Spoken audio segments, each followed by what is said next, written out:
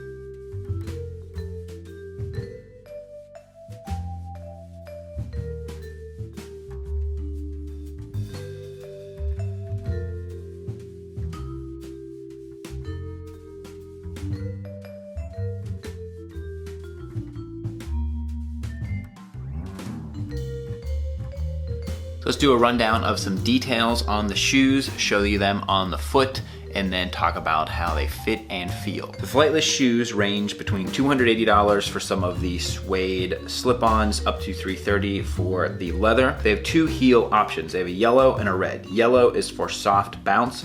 Red is energy rebound. You can see that indicated on the heels. They have something up on the inside by the toe, and then they have on the back as well. And they offer the shoes in this beautiful Italian suede. They also have Italian calf or pebble leather for each of the options. And then they also have a lug sole versus a more traditional like flat sole, which is what you see here. All of the leather is sourced in the Lazio region of Italy, and then they are made in Portugal. So today you're seeing one of the Oxford lace-ups with the yellow sole, and then you're seeing the suede loafers with the red sole. Just out of the box, the Oxfords remind me a lot of my Thursday boots Oxfords. They have a very similar like toe shape. They have, you know, a lot of it looks very similar, but the most striking thing about these shoes is how light they are. And you can see comparing these two, there's a huge weight difference in these shoes. They are much lighter than a standard shoe. And as you'd expect, they are much more comfortable than a standard like stacked leather sole. They don't have to have any time to break in, and they're extremely soft and comfortable. And the athletic sole definitely has an extreme comfort right out of the box. So there's a few parts of this heel. The top is a calfskin leather that you see in the shoe, and then there's an adaptive fit underneath of that, a responsive HD thermoplastic shank, zoned softness, and I can feel that right now. I can really feel it in the balls of my feet and on my heels where I'd be stepping. And then there's a pad underneath that, which is for rebound and lightness.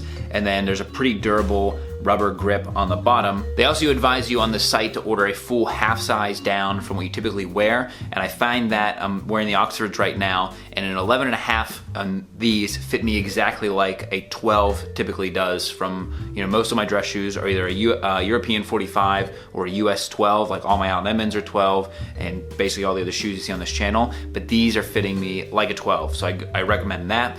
The loafers, however, they probably are on the same last as far as sizing. I got an 11.5 in those as well, but I think I'm gonna have to go a full size down in those. It might be the slip-on versus the lace-up style on there, but right now I'm feeling they're a little too loose in the heel. That's okay, free shipping both ways, and there's a return label in the box, so I don't have to mess around with like printing stuff out online. That's always a big bonus for brands when they include the shipping label in the box, and so I'll work on swapping that out and then getting some miles on the Oxfords. Trying to compare the red to yellow soles and like what I might prefer between the two.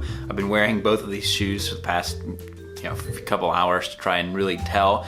The yellow one has a lot more softness and comfort to it, and I think it might be the reason that I feel better in the sizing on the yellow versus the red, because the yellow has slightly more, I can feel my foot is more pushed up into the rest of the shoe in the yellow, and there's a lot more bounce and resistance to it than the red, which is what you'd expect, but the red still has a lot more bounce and comfort to it than a typical dress shoe. And so you are getting very comfortable shoes between the two of them.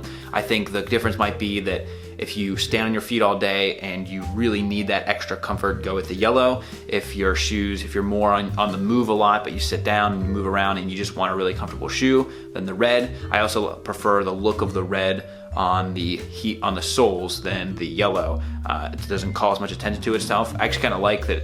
It's like, oh, what's that red? It's probably like a conversation starter. I would put more time into the yellow for now because that's a shoe I'm gonna wear. I'm gonna exchange the red with their free shipping and exchanges, and then always happy to answer questions down below. You can also reach out at @_Kavalier on Twitter and Instagram as I put these through its paces, because this is the main shoe right now that I'm probably gonna focus on. And so that is Fliteless. If you have any questions, always happy to answer those below. As I have already said, Twitter, Instagram, all that stuff. And thank you as always for recommending brands and products, because otherwise I probably wouldn't have known about these guys. And so thank you for that as always. Till next time, gents, this is the Kavalier.